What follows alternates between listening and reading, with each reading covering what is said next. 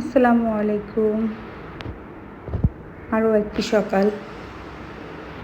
বলেছি তো সকাল শুভ না হওয়া পর্যন্ত শুভ সকাল বলবো না। কেমন আছেন সবাই? আমি তো মরতেও বেঁচে আছি। কালকে রাতে মরে গিয়েছিলাম প্রায়। আজকে সকাল থেকে দেখতে পাবো এটা এখনও ভাবিই নাই। রাতে বারবারই মনে হচ্ছিল যে মরে যাব। তাই কি আর করার, সকালে ঘুম থেকে উঠে ভাবলাম যে না, ওষুধপত্র খেয়ে, যেহেতু আমি থাইরয়েড পেশেন্ট, 400 mg ওষুধ আমাকে খেতে হয় এভরি সকালে মর্নিংয়ে।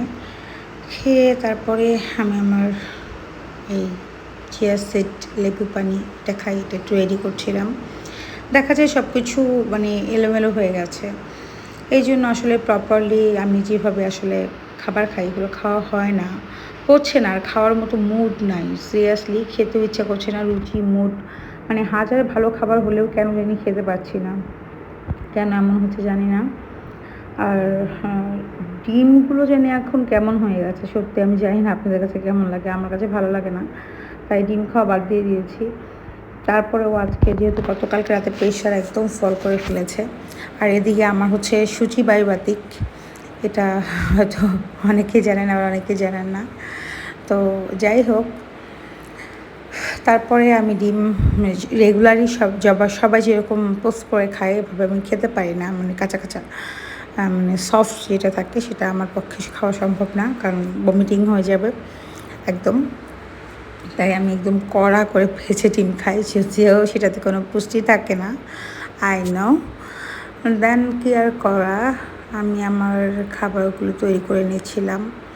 আর সকালে মিষ্টি মিষ্টি রোদটা ভালো লাগছিল, যদিও গরম পছন্দ করি না, তবে এখন অনেক কিছুর সাথে ইউজ টু হয়ে গেছি ওয়েলি।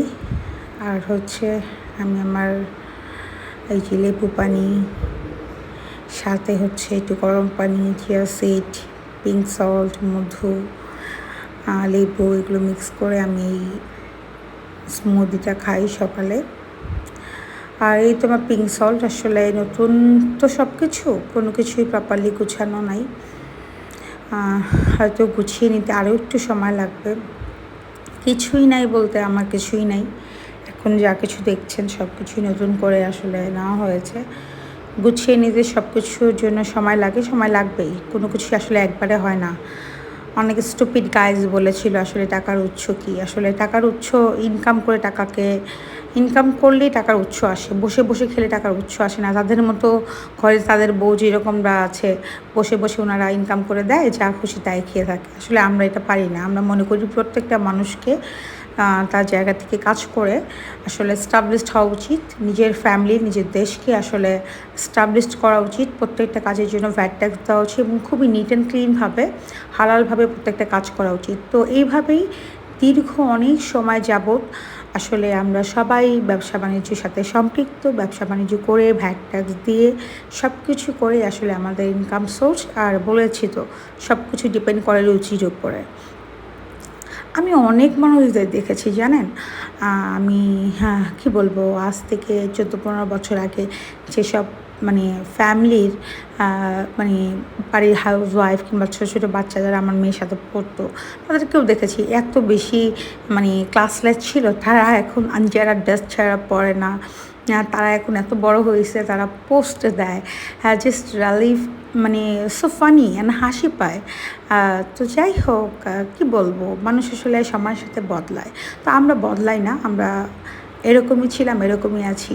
দেখা যায় যে যারা রিক্সা পেত না, তারা হচ্ছে এখান থেকে এখানে গাড়িতে আসলে ট্রান্সফার হয়। তো টাকার উৎস কোথায়, সেই প্রশ্নগুলো আমরা তখন করবো ইনশাল্লাহ।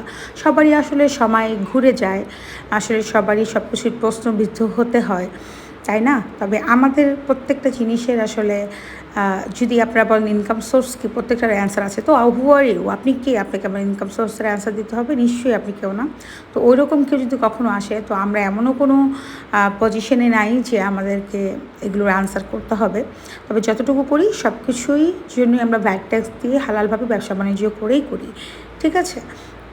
তো সব কিছুই এখন এক ধরনের দুষ্কৃতিকারীরা এগুলো নষ্ট করছে। পুরো দেশ আর দেশ নেই, দেশে কোনো নিরাপত্তা নেই, দেশে কোনো আইনি ব্যবস্থা নাই, রাস্তাঘাটে প্রচুর জ্যাম, দ্রব্যমূল্যের কঠিন ঊর্ধ্বগতি, কোনো কিছু কেনাকাটা করা যাচ্ছে না।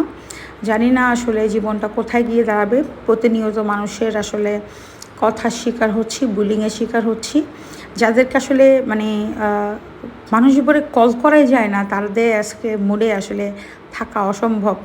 যাই হোক, অসুস্থ ছিলাম, অসুস্থ থেকে সুস্থ হয়ে আজকে সকালটায় দেখতে পেরেছি, এই জন্য আল্লাহর কাছে হাজারে কোটি শুকরিয়া এবং আলহামদুলিল্লাহ। দোয়া করবেন আমার জন্য, বেঁচে যেন থাকতে পারি। হয়তো আজকে যেমন কিছুই নাই, একসময় আমাদেরও এরকমও নতুন সংসার ছিল, কিছুই ছিল না। এর আগেও বলেছি, একটা দুষ্কৃতিকারী লোক আমার বাড়ির সব কিছু খুলে নিয়ে গিয়েছিল, আবার সব কিছু করেছি অনেক সুন্দরভাবে। ইনশাল্লাহ আবারও সব কিছু করে ফেলবো সুন্দরভাবে। ভালো থাকবেন সবাই, আল্লাহ হাফিজ।